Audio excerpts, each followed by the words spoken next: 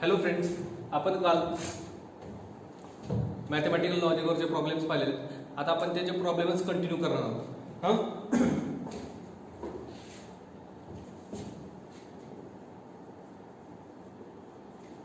State converse, inverse and contrapositive of number 1.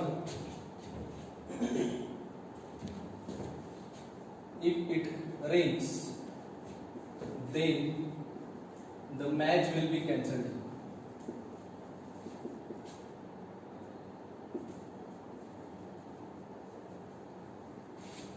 आता आपल्याला आठवतं का कॉन्व्हर्स, इनव्हर्स आणि कॉन्ट्रापॉझिटिव्ह आपण कसे सांगत होतो. दिलेलं स्टेटमेंट हे काय असते, P इम्प्लाइज Q असते. दिलेलं स्टेटमेंट हे काय असतं, P इम्प्लाइज Q. त्याचा कॉन्व्हर्स असतो Q इम्प्लाइज P. त्याचा इनव्हर्स असतो negation P implies negation Q आणि कॉन्ट्रापॉझिटिव्ह असतो negation Q implies negation P.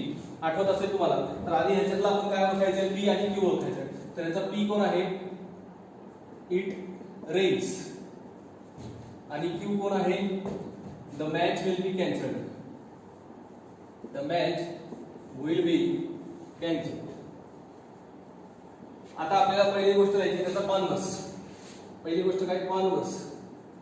तर कॉन्व्हर्स कसा असतो, Q इम्प्लाइज P असतो. Q इम्प्लाइज P म्हणजे काय की हे इम्प्लाइज आहे, इफ हे देन हे. So if the match is cancelled then it rains. Then it rains. Second आहे इनव्हर्स. इनव्हर्स कसा असतो सगळ्यांना माहिती आहे. इनव्हर्स दिला जातो negation P implies negation Q. आता निगेशन P म्हणजे काय, it does not rain. So if it does not rain then the match will not be cancelled. Then the match will not be cancelled. Next आहे त्याचा contrapositive. Contrapositive कसा असतो, तर contrapositive असतो negation Q implies negation P. आता म्हणजेच काय, if negation Q then negation P. If पहिले मी काय लिहिणार, if negation Q. Negation Q काय, the match will not be cancelled. If the match will not be cancelled then negation P म्हणते it does not rain. So it does not rain. हे झालं त्याचा contrapositive. Converse, inverse आणि contrapositive. P implies Q चा अर्थ असतो if P then Q. Q implies P चा अर्थ असतो if Q then P. Negation P implies negation Q चा अर्थ असतो if negation P then negation Q. मग इफ देन जे म्हणतोय मी त्याच्यामध्ये निगेशन P म्हणलं तर P चं निगेशन टाकायचं, देनच्या नंतर निगेशन Q म्हणतोय तिथं फक्त निगेशन Q टाकायचं. एवढाच तुम्हाला बदल करायचा, बाकी काहीही बदल करायचा नाही.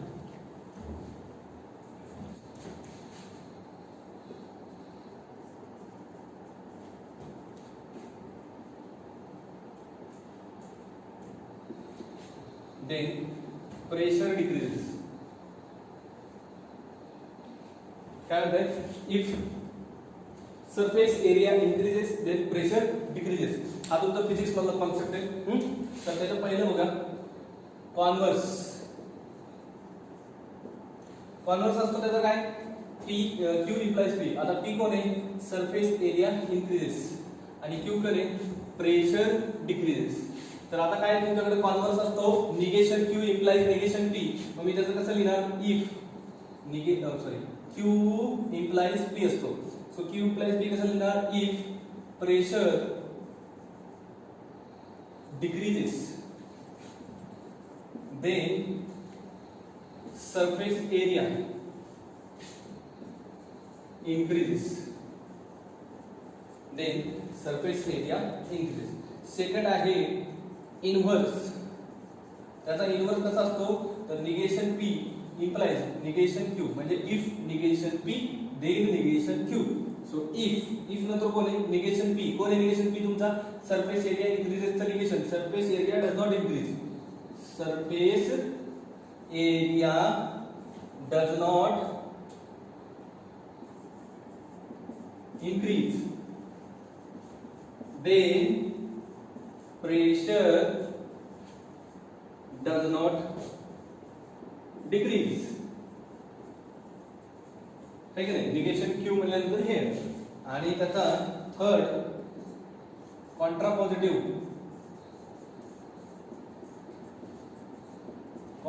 काय असतं त्याचा? Negation Q implies negation P. So if negation Q then negation P. So if negation Q म्हणजे कोण आहे? Pressure does not increase.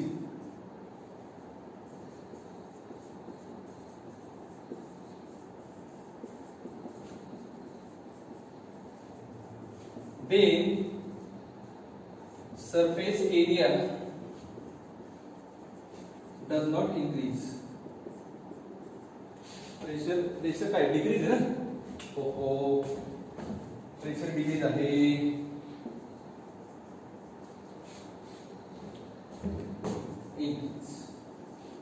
ठीक.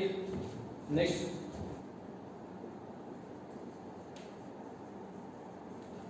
if a sequence is bounded then it is convergent.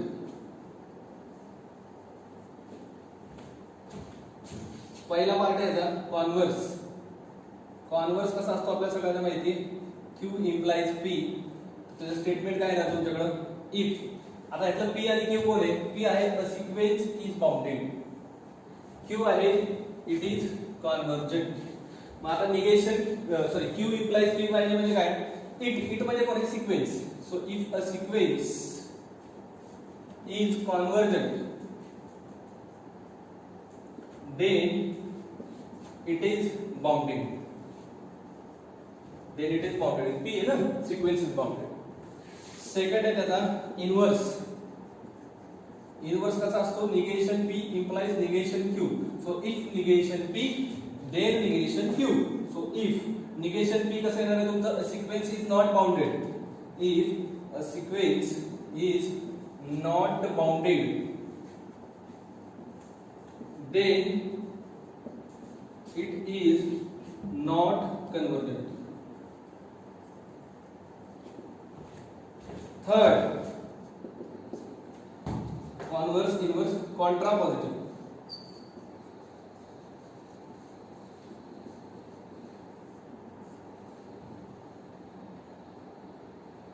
If आता contrapositive कसा असतो?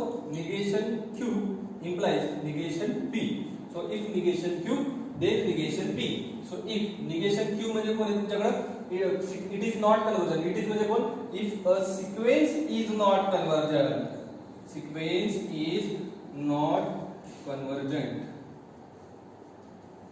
Then it is not bounded.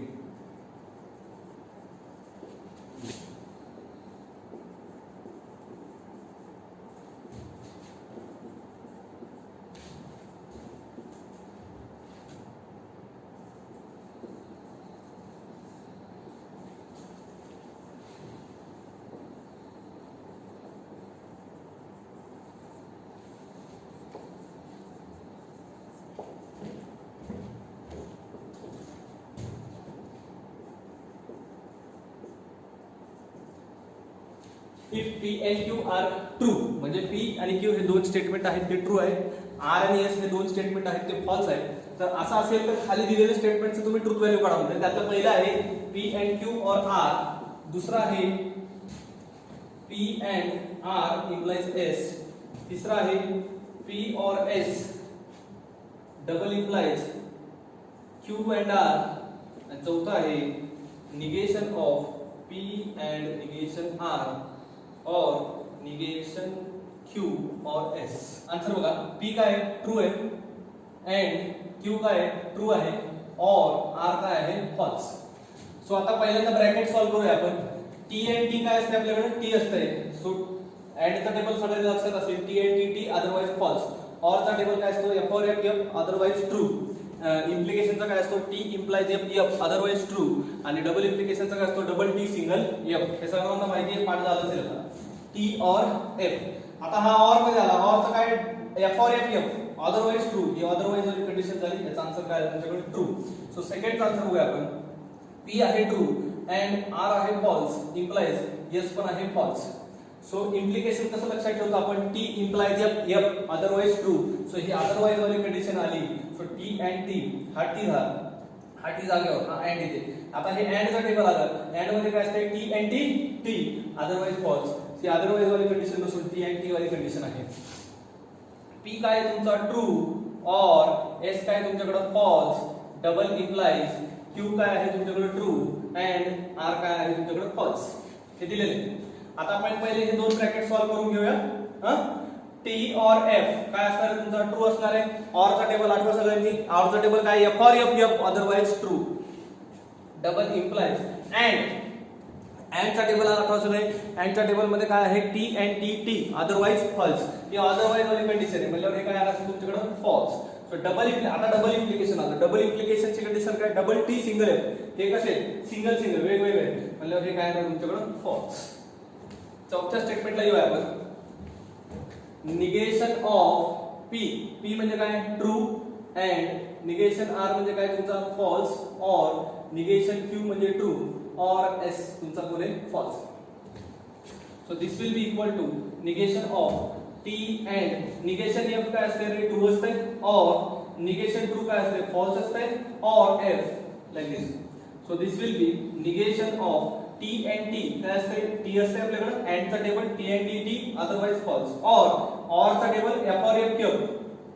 So आता इथे एक गोष्ट राहिली, निगेशन T काय असते तुमच्याकडे फॉल्स और F और F again F. So this is your final answer, F और F.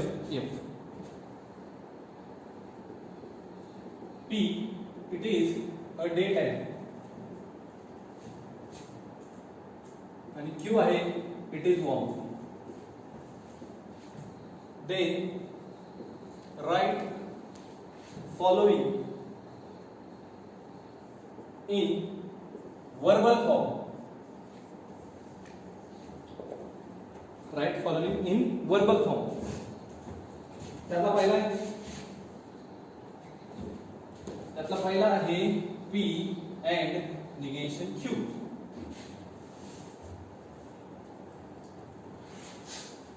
फर्स्ट आहे त्यातला P and negation Q. So P म्हणजे कोण आहे वर्बल फॉर्म बघा, साधं सोपं आहे. P कोण आहे, it is a day time, it is a day time and तर अँड निगेशन Q, तर Q चं निगेशन काय, इट इज वॉर्मचं निगेशन काय होईल, इट इज नॉट वॉर्म.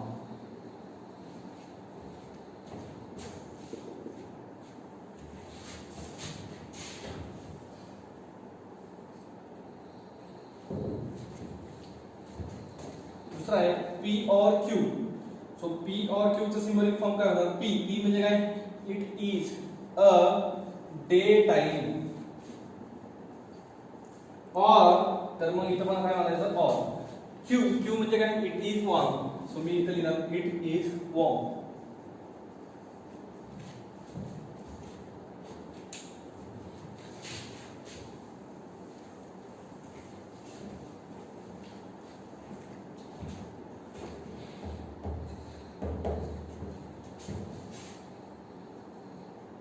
तिसरा आहे P implies Q.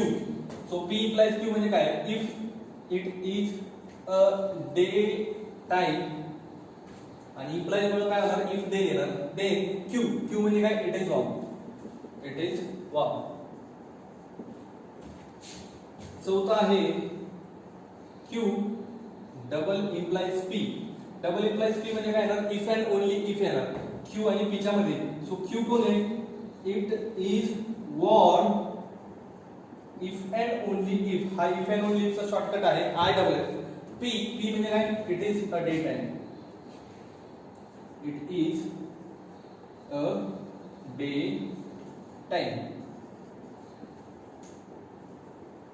Prepare truth tables for following. First question आहे, negation P and Q.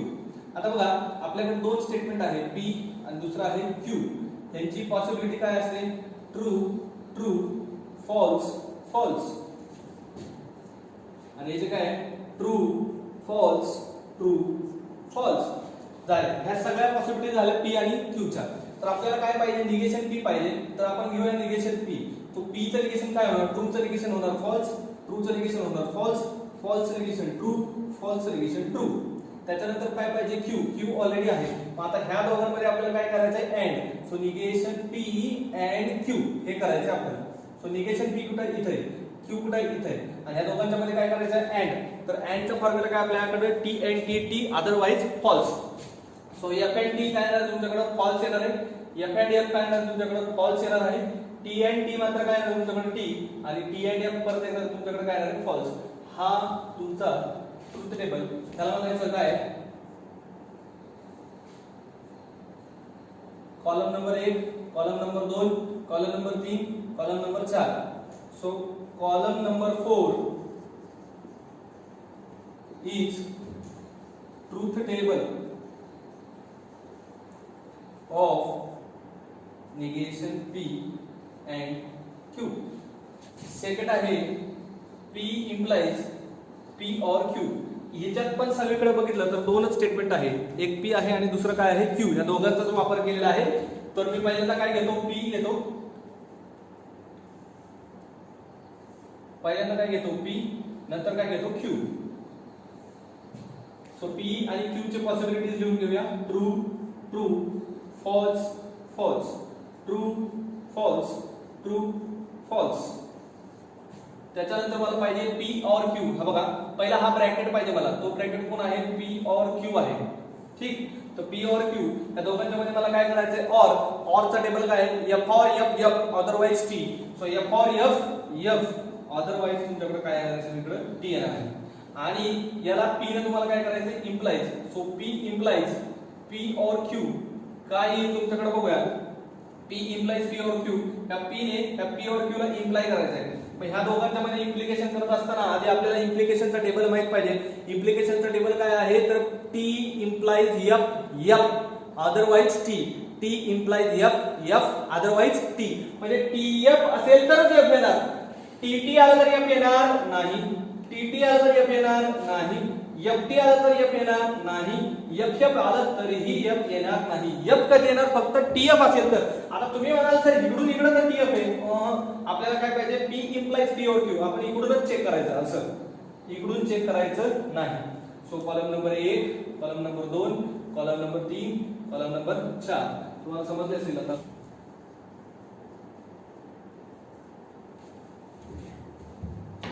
हा negation P double implies Q.